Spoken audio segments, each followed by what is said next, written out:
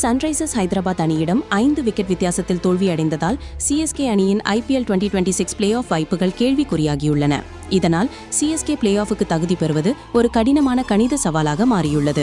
மே 18 திங்கட்கிழமை அன்று சென்னை சேப்பாக்கம் மைதானத்தில் நடைபெற்ற போட்டியில் பிளே ஆஃப் சுற்றுக்கு தகுதி பெற்ற சன்ரைசர்ஸ் ஹைதராபாத் அணியிடம் 5 விக்கெட் வித்தியாசத்தில் தோல்வியடைந்ததன் மூலம் IPL 2026 தொடரில் சென்னை சூப்பர் கிங்ஸ் அணி தனது 7வது தோல்வியை சந்தித்தது. 180/7 என்ற மொத்த ஸ்கோரை பதிவு செய்த பிறகு சிஎஸ்கே அணியால் அதை தக்க வைத்துக் கொள்ள முடியவில்லை. இதனால் SRH அணி ஒரு ஓவர் மீதமிருக்க 181 ரன்கள் என்ற இலக்கை விரட்டி பிடித்தது. இஷான் கிஷன் 47 பந்துகளில் 70 ரன்கள் எடுத்ததன் மூலமும் 3வது விக்கெட்டுக்கு 75 ரன்கள் சேர்த்ததன் மூலமும் விருந்தினர் அணியின் ரன் சேசிங்கிற்கு தலைமை தாங்கினார். 26 பந்துகளில் 47 ரன்கள் எடுத்த ஹென்ரிச் கிளாசன் SRH அணியின் வெற்றிக்கும் பிளே ஆஃப் சுற்றுக்கு தகுதி பெறுவதற்கும் வழிவகுத்தார். அவர்கள் தங்களின் கடைசி லீக் போட்டியில் எப்படி செயல்படுகிறார்கள் என்பதை பொறுத்து 2வது அல்லது 3வது இடத்தை பிடிக்க வாய்ப்புள்ளது. சிஎஸ்கே அணிக்காக முகேஷ் சௌத்ரி தனது 4 ஓவர் பந்து வீச்சில் 9.00 என்ற எக்கானமி ரேட்டுடன் 2/36 என்ற புள்ளி விவரங்களுடன் பந்துவீச்சு தாக்குதலை வழிநடத்தினார். அன்ஷுல் கம்போஜ் 1/40, நூர் அகமது 1/40 மற்றும் அகில் ஹுசைன் 1/21 ஆகியோர் மற்ற விக்கெட்டுகளை வீழ்த்தியவர்கள். ஆனால் அவர்களது முயற்சிகளால் விருந்தினர் அணியின் பிளே ஆஃபுகளான முன்னேற்றத்தை தடுக்க முடியவில்லை.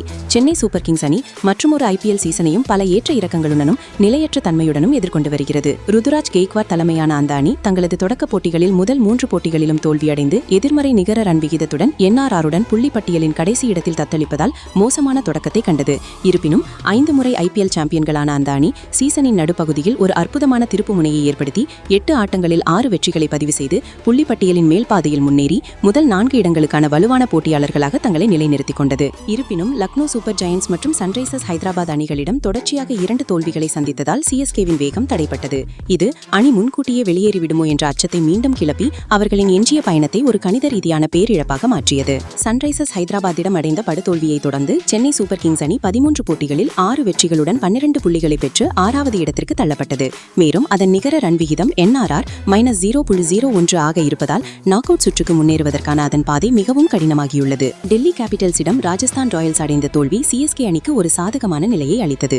ஏனெனில் அது ராயல்ஸின் முதல் 4 இடங்களுக்கான முன்னேற்றத்தை தடுத்து புள்ளிப்பட்டியலின் நடுவரிசையிலிருந்து அவர்கள் தெளிவாக பிரிந்து செல்வதையும் தடுத்தது. ராஜஸ்தான் ராயல்ஸை 12 புள்ளிகளில் சமநிலையை வைத்திருந்ததன் மூலம் டெல்லி கேபிட்டல்ஸ் அணி தற்செயலாக சென்னைக்கு ஒரு உயிர்நாடியை வாங்கியது. இது சிஎஸ்கேவின் கடைசி குரூப் போட்டிக்கு முன்பு முதல் 4 இடங்களுக்கான இடைவெளி மேலும் விரிவடைவதை தடுத்தது.